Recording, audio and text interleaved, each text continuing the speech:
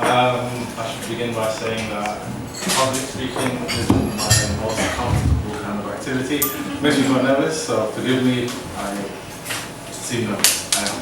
But I'm sure you'll make me feel very welcome. You have. But thank you for a great evening. I'll start by picking up on the topic of a cauldron, a mixing pot, a patchwork, all those kind of ideas of a place where people mix and come together. London being that, the cauldron being that, and Somali people from the Horn of Africa, Somalis in particular, have been coming to London since the 1850s. Initially as sailors, as people who worked in the engine rooms in the kind of the British Navy ships. They sailed initially in Cardiff and then moved down to London. So we've been here for a while. My journey started almost 150 years later. At the beginning, or the middle of the Civil War that saw the demise of the British colonial empire in Somalia. And then we had an independent era of about 30 years where it was peaceful, and then towards the end of the 80s, early 90s, things began to fall apart. And in 94, I left Somalia and I came here.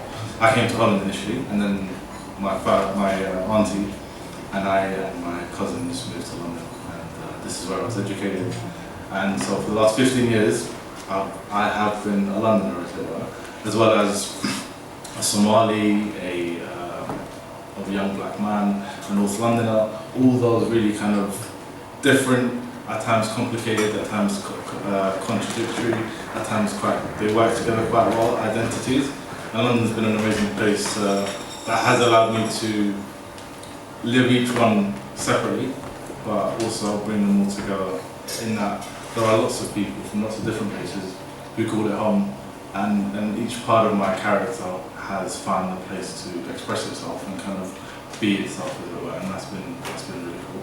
Most recently, what I do for a living is I'm a cameraman, and I've worked for ITN, Al Jazeera English, and ICBS, and that's a pretty cool job, and it allows me to travel the world. And so it's keeping in touch with my nomadic roots, and I've so far been to about 32 countries, and there is no place like London really. There isn't a place as diverse, as individual, where all the communities are kind of separate and together at the same time. The Americans, some people say, are kind of ahead of us in terms of kind of how that they are kind of more multicultural, but I think they have a different sense of what integration and assimilation means, and London and England does that really well. And I think I'll leave it at that. Thank you.